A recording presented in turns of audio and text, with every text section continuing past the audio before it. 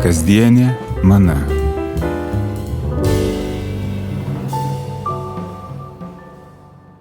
Sveiki, jūs klausotės kasdienės mano, su jumis Mindaugas Pikūnas.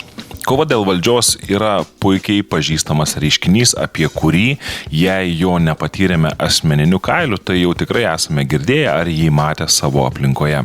Todėl, kai apie kovą dėl valdžios skaitome Biblijoje, mes puikiai suprantame, apie ką yra kalbama ir yra nesunku atpažinti nuodėmingos prigimties šėlsmą bei mokytis Dievo kelių.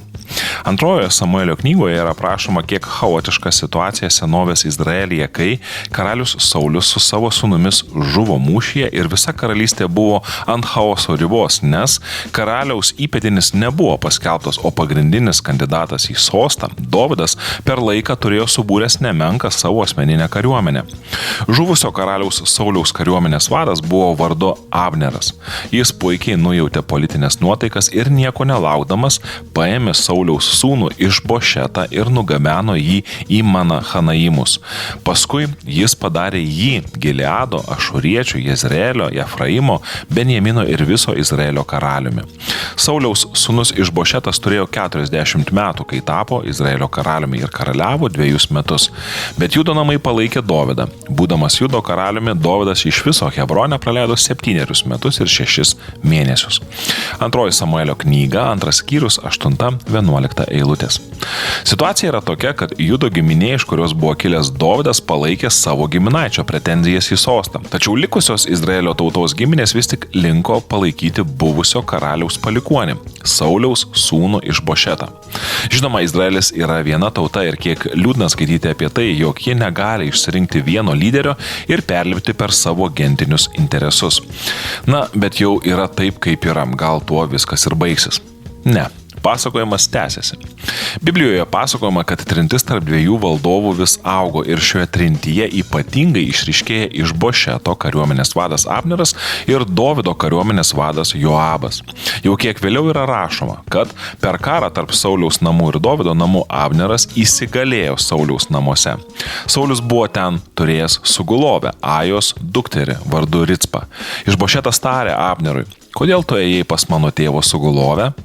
Abneras labai širdo dėl Išbošeto žodžių. Jis tarė: "Ar aš šuns galva Judui tarnauju ištikimai tavo tėvo Sauliaus namams, jo broliams bei bičiuliams, neišdaviau tavęs Dovydui į rankas, o tu meti man kaltę dėl tos moters?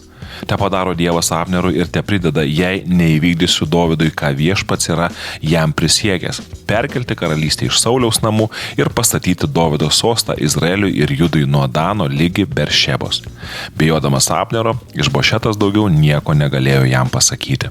Antroji Samuelio knyga, 3 skyrius, 6-11 eilutės.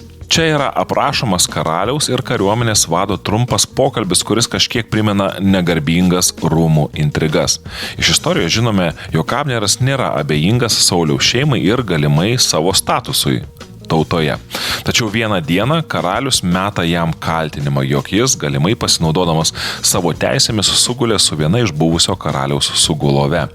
Toks veiksmas tuometinėje kultūroje buvo vertinamas kaip tiesioginė pretenzija į karaliaus sostą. Niekam neliko abejonių dėl to, ką šis veiksmas reiškia. Skaitytojas yra paliekamas savotiškoje abejonėse vis tik tais dėl to, ar tikrai Abneras padarė tai, kuo buvo kaltinamas. Apie tai pasikalbėsime ir kaip istorija vystėsi jau po muzikinės pertraukos. Pasilikite su mūsų radiju. Kasdienė mana.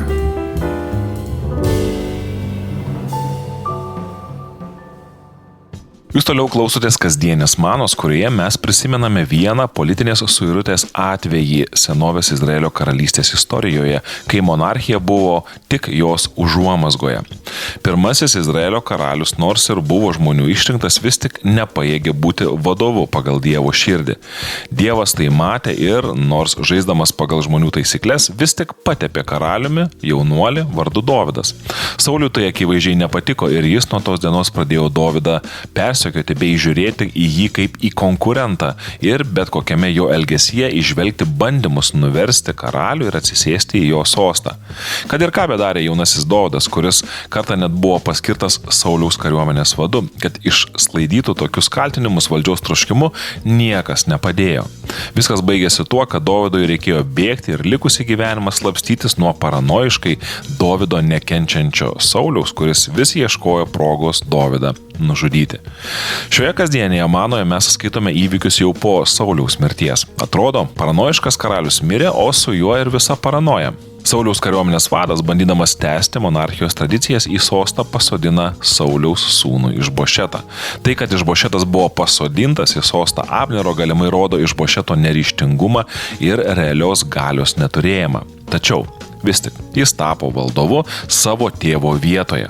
Prieš muzikinę pertrauką skaitėme apie atrodytų nerimtą konfliktą, kai Išbošetas apkaltina Abnerą galimai sugulus su Sauliaus sugulove ir taip pareiškus pretenzijas į karaliaus sostą.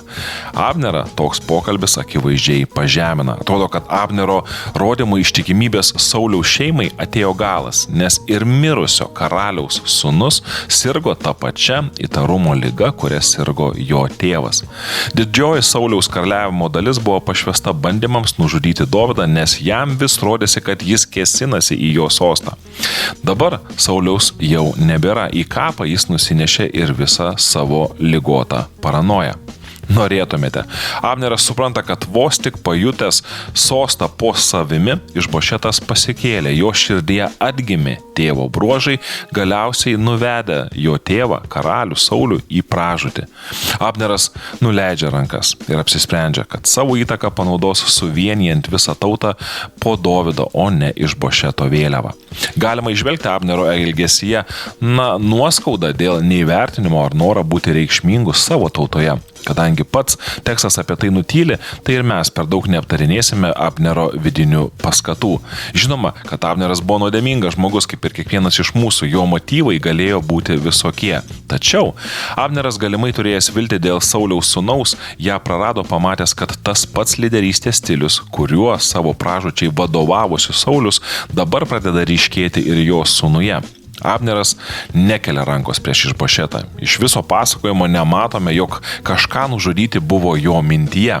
Abneras susitarė su Dovydu dėl susitikimo ir abu, Dovydas ir Abneras, sutarė puikiai dėl bendrų ateities planų. Tačiau ne viskas taip gerai, kaip norėtųsi. Biblija mini Joabą, Dovydo kariuomenės vadą, kuris sužinojęs, kad karalius kalbasi su kita puse, labai supyko. Metęs priekaištą karaliui, jis ėmė reikalus į savo rankas. Biblijoje toliau skaitau.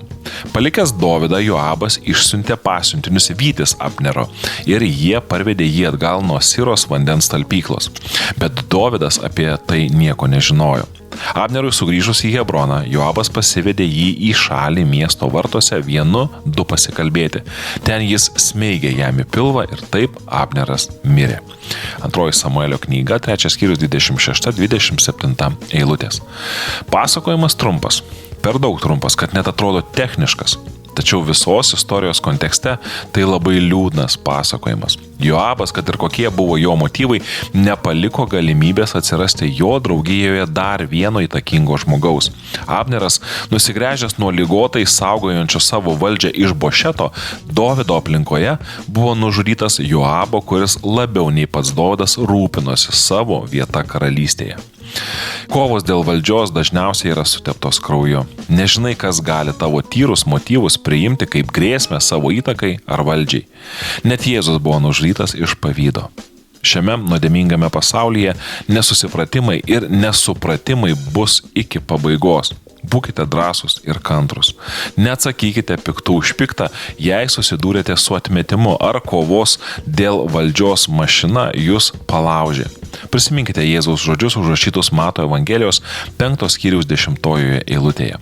Palaiminti persekiojami dėl teisumo, jų yra dangaus karalystė, kalbėjo Jėzus.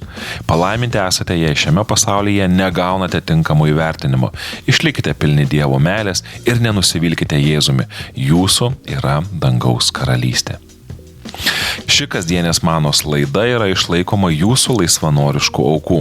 Jei norite paremti šią tarnystę, jūs galite tai padaryti Contribui rėmimo platformoje internete susiradę paskyrą Šventas laikas ir tapę mūsų rėmėjais. Dėkoju iš anksto. Jūs klausėtės kasdienės manos.